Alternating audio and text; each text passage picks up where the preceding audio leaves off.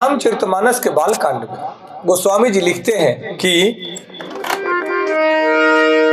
कर में लिखा जो बाउर ना हूँ तो कत दोषु लगाइया काहू तुम सन मिटही की विधि के अंका तुम सन मिटही की विधि के अंका मातु व्यर्थ जनी लेहु कलंका मातु व्यर्थ जनी लेहु कलंका।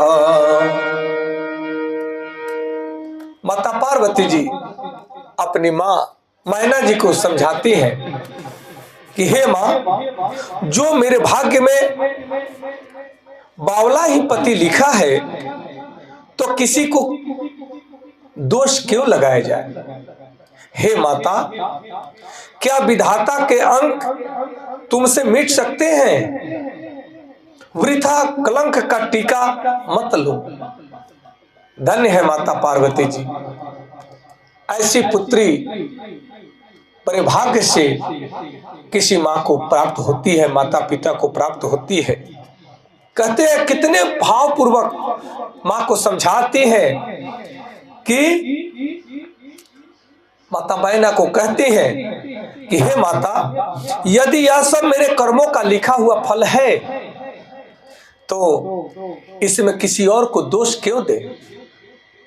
क्या आपके सोचने से या आपके दुख करने से विधाता का लिखा हुआ भाग्य मिट सकता है क्या? इसलिए हे माँ, व्यर्थ का चिंता मत करो और दुख करके अपने सर पे कलंक का टीका मत लगाओ। यह अत्यंत प्रेरणादायक यह शब्द कहते हैं कि जीवन की कठिनाइयों के लिए हम अक्सर दूसरों को दोष देते हैं, परंतु बहुत ही पवित्र भाव से माता पार्वती जी कहती हैं कि हमारे कर्मों का फल जो हमें मिलना है तो उसके लिए दूसरे को दोष क्यों दें। जैसा हमारा पूर्व में कर्म है उसका फल रूप हमें तो उसे भोगना पड़ेगा।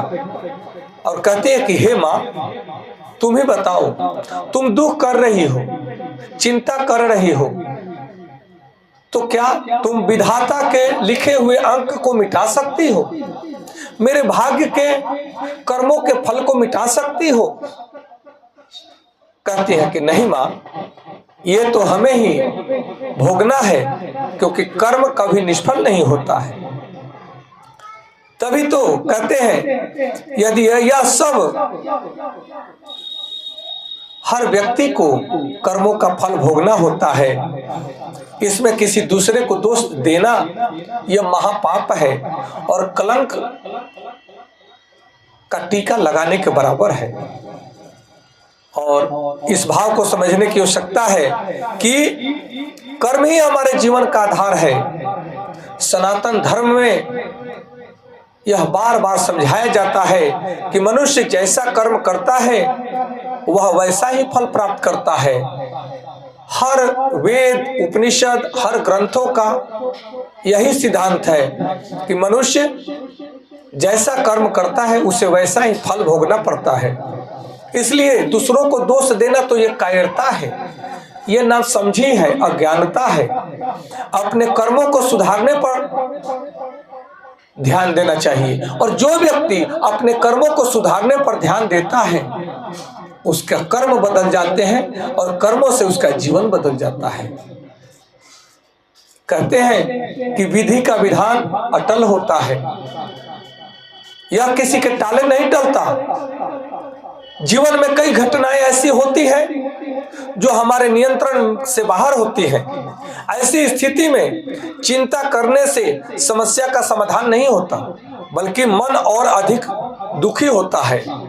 इसलिए हमें परमेश्वर के योजना पर विश्वास रखना चाहिए, विधि के विधान पर विश्वास रखना चाहिए और अपने शुद्ध कर्मों से अपने पूर्व के अशुद्ध कर्मों को भी शुद्धता में बदलने का प्रयास करना चाहिए।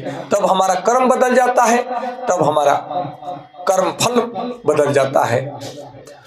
दूसरों को दोष देना यह आम बात है। सब लोग दूसरों को दोष देते हैं, मेरे जीवन को उसने खराब कर दिया, मेरा काम उसने बिगाड़ दिया, जबकि मनुष्य अपने दुख का स्वयं ही कारण है। अपने काम बिगाड़ने का भी मनुष्य स्वयं ही कारण होता है। इस वास्तविक कारण को जो नहीं समझता वह अपना सारा शक्ति, अपनी सारा ऊर्जा शक्ति दूसरों को दोष देने में लगा देता है। और माता पार्वती जी हमें सिखलाती हैं कि जीवन की हर परिस्थिति को धैर्य और समझदारी से स्वीकार करना चाहिए। यही मनुष्य का परम कर्तव्य है, क्योंकि जीवन है तो कठिनाइयां आएंगी। कठिनाइयां से तो देवी देवता परमात्मा तक नहीं बच पाए, हम लोग तो साधारण मनुष्य हैं। इसलिए अपने कर्मों पर सदैव ध्यान रखना चाहिए, विचारों पर ध्यान रखना चाहिए। यह चौपाई हमें 3 सिद्धांत देती है कि अपने कर्मों की जिम्मेदारी लें और जिम्मेदारी के साथ में आप अपने कर्मों को शुद्ध बनाएं। अच्छा कर्म करेंगे तो अच्छा ही फल मिलेगा। दूसरी बात यह है कि परिस्थिति में ईश्वर की योजना को स्वीकार करें, क्योंकि जो विधि का विधान है और जो कर्मों के आधार पर ईश्वर ने आपके लिए भी योजना बना रखा है, चाहे वो कष्ट हो या सुख हो, उसे हमें ईश्वर की योजना समझ करके, उनकी मर्जी समझ करके हमें स्वीकार करना चाहिए। उसी में हमारी भलाई है। कहते हैं तीसरा ये है कि दूसरों को दोष देने के बजाय स्वयं में सुधार करने की आवश्यकता होती है। दूसरों को दोष देना बंद कर दीजिए, अपने आप को देखिए, अपने कमी को सुधारें। वो कमियां सुधर जाएंगी तो आपकी अच्छाइयां प्रकाशित होंगी और आपके जीवन को धन्य बना देंगे। जो व्यक्ति इन सिद्धांतों को अपने जीवन में अपनाता है, समझ लेता है, उसका जीवन संकल्प से सिद्धि को प्राप्त करता है, संतुलित और शांतिपूर्ण आनंद की अनुभूति करता है। जब भी जीवन में कठिनाई आए तो माता पार्वती जी के वाणी को, व्यवहार को, विवेक को याद करना चाहिए कि वे कितना सुंदर भाव से, कितने धैर्य से, विवेक से, मधुर वाणी के साथ में अपनी माता को समझाती हैं। वही हम सबका परम कर्तव्य है अपने जीवन में कि अपने परिवार के साथ वैसा ही विवेक और मधुरता का आचरण बनाए। नमस्कार, धन्यवाद। हर हर महादेव। जय माता पार्वती जी, जय श्री राम।